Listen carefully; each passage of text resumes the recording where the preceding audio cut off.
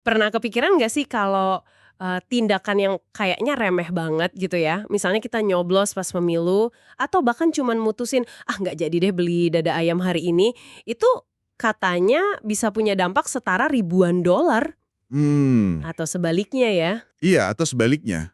Kayak insinyur di Fukushima itu gimana mereka bisa, ya bisa dibilang ngabaikan risiko tsunami gede gitu hanya karena kemungkinannya kecil.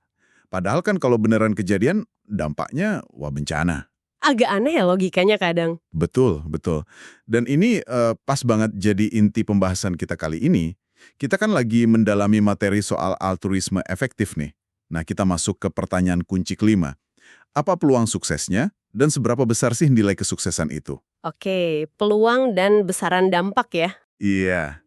Jadi intinya, kita diajak menilai potensi hasil tuh nggak cuma dari seberapa mungkin itu terjadi, tapi juga seberapa gede dampaknya kalau beneran berhasil.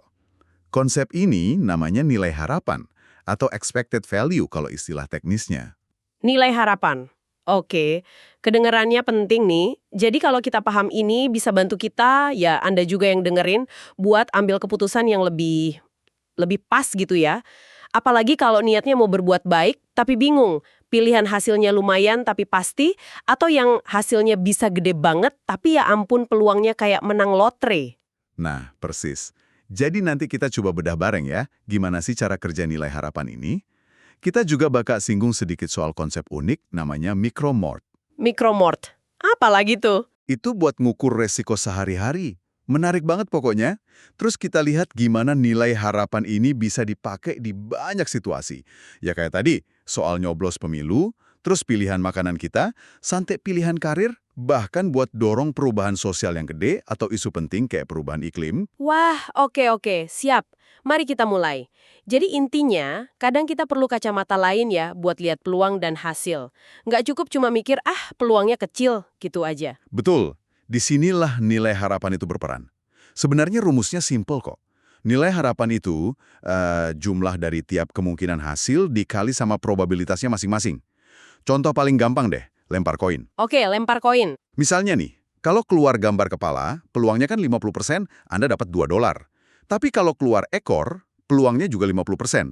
Anda rugi $1. Oke, coba ya.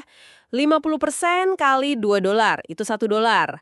Terus 50% kali minus 1 dolar, jadi minus setengah dolar ya. Dijumlahin jadi, positif setengah dolar. Nah, pinter, betul. Nilai harapannya positif $0,50. Artinya, kalau Anda main terus-terusan nih, ya rata-rata Anda bisa berharap untung setengah dolar per lemparan. Dan ini bukan cuma mainan loh. Ini logika yang dipakai sama ekonom, pemain poker pro, sampai manajer resiko buat ambil keputusan penting. Iya sih. Tapi tunggu deh. Kalau ini soal uang pribadi saya nih, kok rasanya beda ya? Saya kayaknya, jujur aja, lebih milih dikasih 10 juta rupiah pasti sekarang, daripada ditawarin peluang, katakanlah 1 banding 100 buat dapat 1 M lebih dikit. Padahal kalau dihitung nilai harapannya, mungkin yang kedua lebih tinggi kan? Kenapa gitu ya? Nah, ini pertanyaan bagus banget. Dan ini penting nih buat dibedain. Kita perlu bedain nilai harapan moneter buat urusan pribadi sama nilai harapan buat tujuan filantropi atau berbuat baik. Oh beda ya? Iya, buat uang pribadi kita ada yang namanya diminishing returns, nilai tambah yang makin berkurang. Gampangnya, 10 juta pertama itu kan rasanya oh banget ya. Tapi kalau Anda udah punya 1 M, terus dapat tambahan 10 juta lagi, ya seneng sih. Tapi mungkin nggak nambah kebahagiaan sebanyak 10 juta yang pertama tadi. Makanya kita cenderung agak takut ambil risiko buat diri sendiri. Risk averse istilahnya. Meskipun nilai harapan duitnya positif. Ah iya, masuk akal. Jadi nilai uang itu rasanya beda ya, tergantung kita udah punya berapa. Tapi kalau buat bantu orang banyak, logikanya lain. Bisa dibilang gitu, kan masalah di dunia ini skalanya gede banget ya.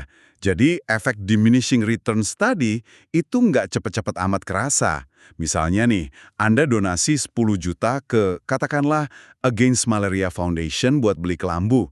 Atau Anda donasi 1 miliar. Dua-duanya itu sama-sama punya dampak besar nyelamatin nyawa. Tiap rupiahnya masih berharga banget. Oke, jadi nilai altruistik uangnya itu relatif stabil ya, sampai jumlah gede sekalipun. Betul, mungkin sampai jutaan dolar gitu. Makanya, kalau konteksnya berbuat baik, Ngejar nilai harapan paling tinggi, dampak yang diharapkan paling besar, itu jadi panduan yang lebih masuk akal daripada sekedar main aman. Oke, oke, paham bedanya sekarang. Nah, tadi Anda sebut soal mikromort buat ngukur resiko. Kedengarannya agak serem tapi menarik juga.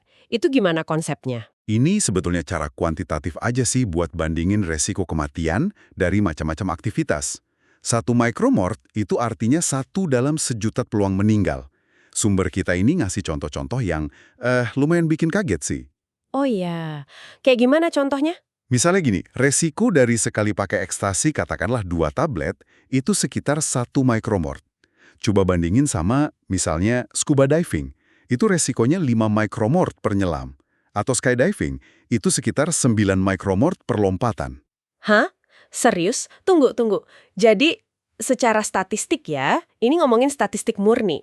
Pakai ekstasi itu lebih aman dari scuba diving. Wah, baru tahu saya ini. Kalau resiko yang lebih gede atau jangka panjang gimana? Ada contohnya?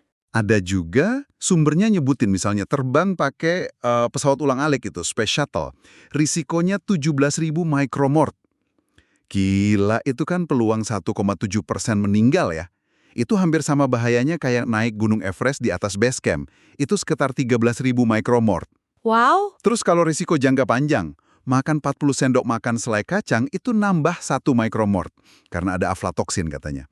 Atau ini nih, ngerokok sebatang itu nambah sekitar 0,7 micromort. Yang katanya setara motong 5 menit dari harapan hidup kita. waduh, ini benar-benar bikin risiko jadi kelihatan angkanya ya. Jadi, kalau kita balik lagi ke nilai harapan, konsep kayak mikromort ini bantu kita nimbang gitu ya. Risiko mana yang sepadan lah buat diambil.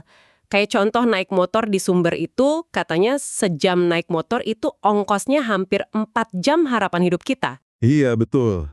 Konsep ini maksa kita ngelihat risiko lebih objektif.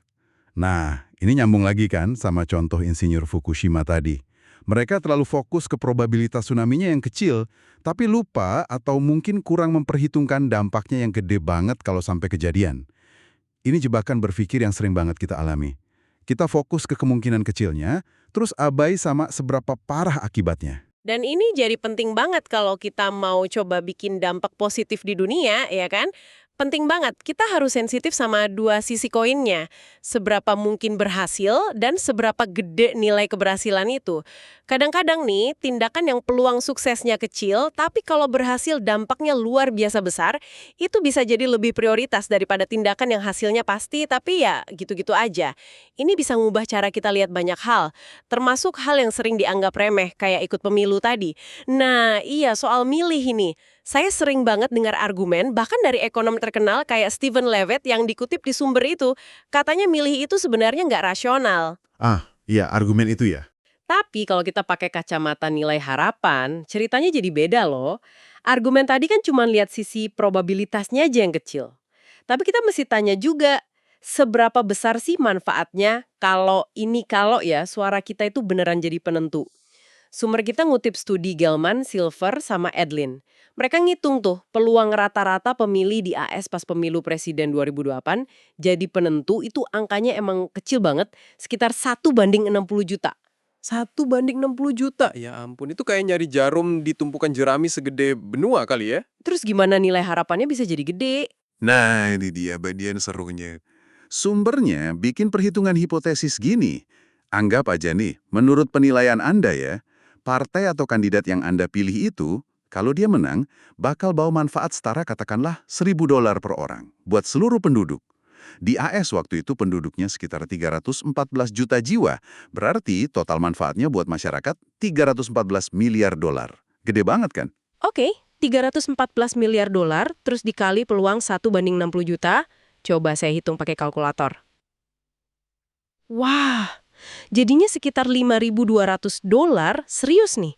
Maksudnya, tindakan saya nyoblos itu secara nilai harapan sosial setara dengan nyumbang 5.000 dolar lebih. Secara nilai harapan untuk masyarakat, iya. Itu kesimpulan yang cukup mengejutkan memang. Jadi, dari sudut pandang dampak sosial yang diharapkan, memilih itu bisa sama berharganya kayak nyumbang ribuan dolar ke badan amal yang efektif. Ini argumen kuat sih kalau memilih itu, setidaknya dari perspektif altruisme efektif, ya bukan tindakan sia-sia. Apalagi kalau Anda yakin banyak pilihan Anda itu yang terbaik.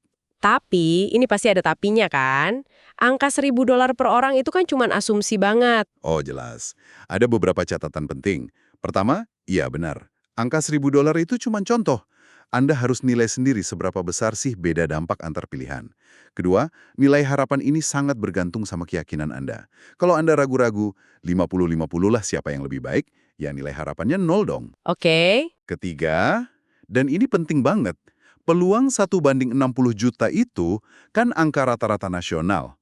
Di daerah pemilihan yang persaingannya ketat banget, swing states gitu, peluangnya bisa jauh lebih besar.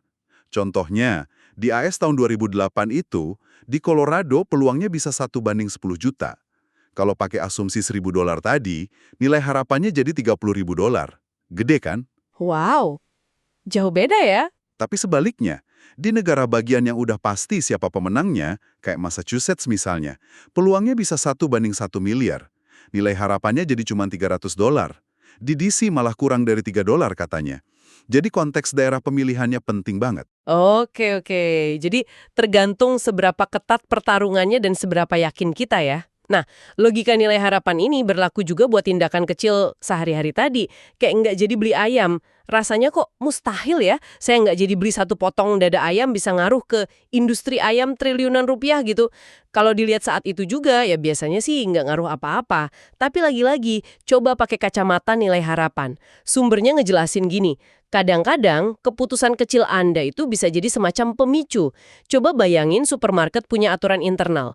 Kalau penjualan ayam bulan ini turun di bawah angka sekian, pesanan kita ke supplier bulan depan kita potong aja langsung 1.000 ekor.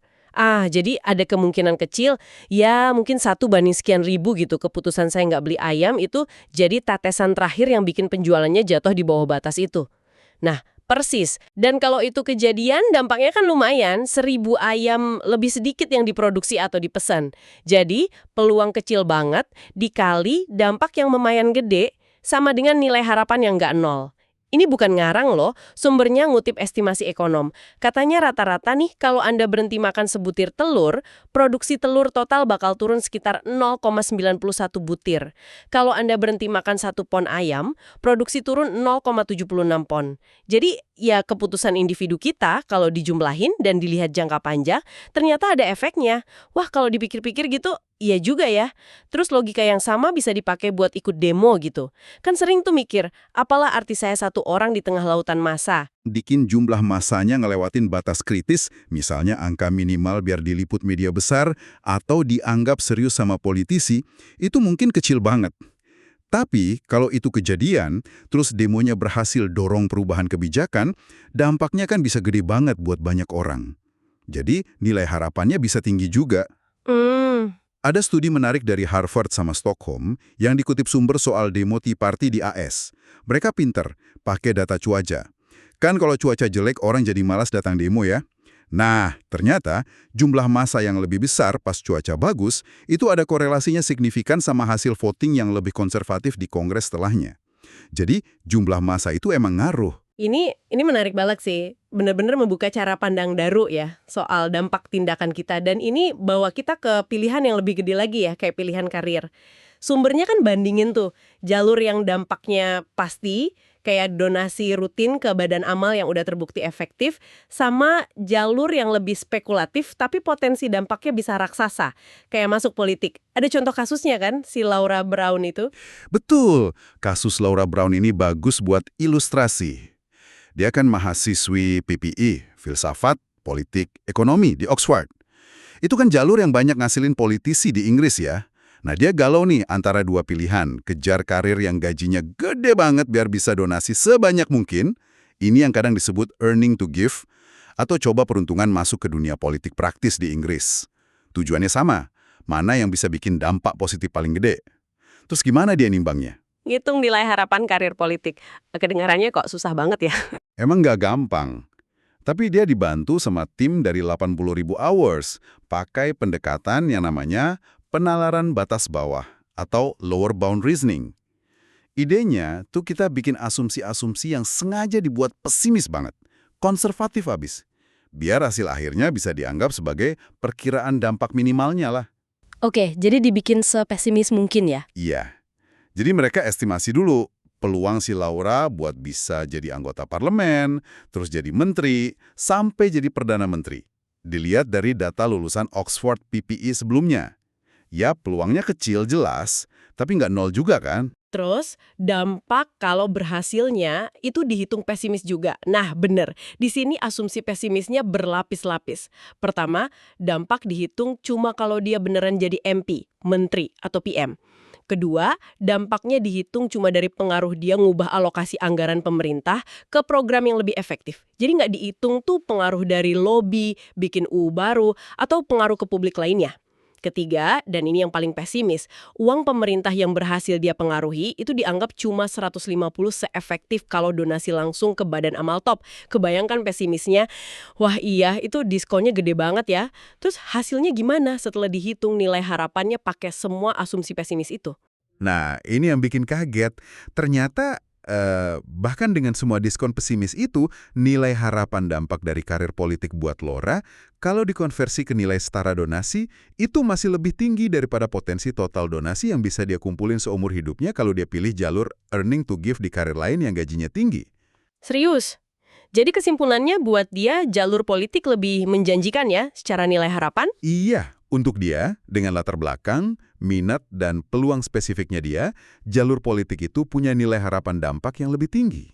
Wow, ini contoh kuat banget ya gimana nilai harapan bisa bantu ambil keputusan besar. Selain politik, sumbernya juga nyebut jalur lain kan yang potensinya tinggi, kayak riset atau jadi pengusaha sosial gitu? Betul. Nilai harapan ini jadi alat pikir yang penting banget kalau kita mikirin upaya perubahan sistemik. Hasilnya mungkin baru kelihatan nanti banget dan nggak ada jaminan berhasil. Tapi potensi keuntungannya kalau berhasil, itu bisa ngubah dunia. Makanya, taruhan jangka panjang kayak gini bisa jadi sangat rasional dan penting. Coba lihat sejarah deh. Perjuangan ngapus perbudakan, hak pilih perempuan, hak LGBT itu semua kan dulu dianggap ide radikal banget. Peluang berhasilnya kecil di awal. Tapi para pejuangnya tetap maju karena mereka tahu nilai kemenangannya itu gede banget. Oke, terakhir nih, coba kita terapkan lensa nilai harapan ini ke isu yang lagi panas terus, perubahan iklim. Kan perdebatannya sering soal seberapa yakin sih kita ini penyebabnya manusia, terus dampaknya bakal separah apa? Nah, kerangka nilai harapan ini justru nunjukin kenapa debat soal tingkat kepastian itu bisa jadi kurang produktif gitu loh, sebagai alasan buat bertindak atau enggak. Ada 3 argumen kunci dari sumber kita. Pertama, soal asimetri risiko. Asimetri resiko, maksudnya? Ini kayak punya detektor asap atau karbon monoksida di rumah, mungkin aja alarmnya sering bunyi palsu. Katakanlah 80% kemungkinannya alarm palsu. Tapi coba pikirin, biaya kalau kita ngabaikan alarm yang ternyata benar, misalnya rumah kebakaran atau kita keracunan CO, itu kan jauh lebih gede daripada biaya ketidaknyamanan gara-gara alarm palsu. Ya kan? Cuma bangun tengah malam, buka jendela. Iya bener, jauh banget bedanya jadi sama kayak iklim. Melampaui biaya kalau kita bertindak, tapi ternyata dampaknya nggak separah itu. Misalnya investasi energi baru yang mungkin agak lebih mahal di awal. Jadi, bertindak itu pilihan rasional meskipun masih ada ketidakpastian. Itu poin pertama. Oke, masuk akal banget. Terus poin kedua? Poin kedua itu dampak individu, mirip contoh ayam tadi. Emisi karbon dari mobil atau AC kita emang cuma naikin suhu global sepersekian miliar derajat. Biasanya ya nggak ada efeknya. Tapi kadang-kadang kenaikan super kecil itu bisa jadi pemicu yang ngelewatin ambang batas kritis tertentu.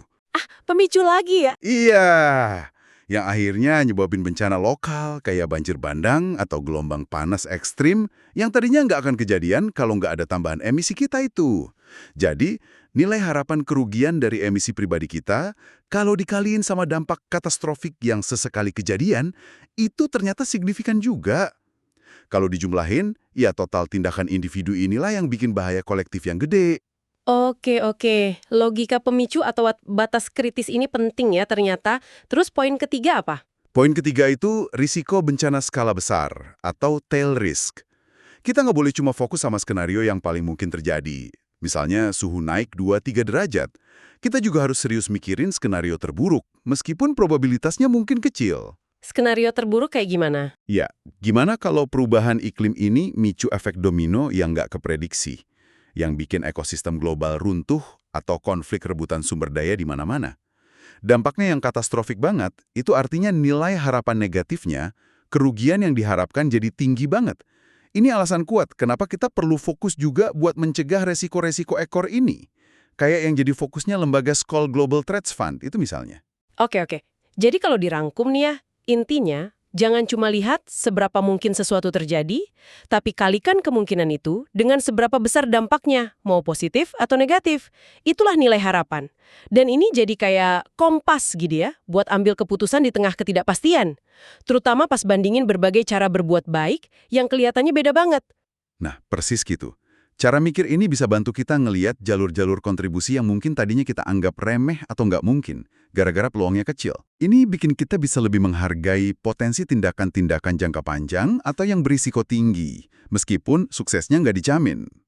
Entah itu pas milih pemimpin, milih karir, dukung riset yang belum tentu berhasil, atau nangani ancaman global.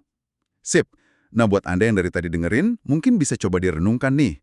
Ada nggak sih keputusan atau pilihan dalam hidup Anda, terutama yang niatnya buat baik atau kontribusi sosial, di mana kalau Anda coba terapkan kerangka nilai harapan ini, peluang dikali dampak itu bisa ngubah cara pandang Anda.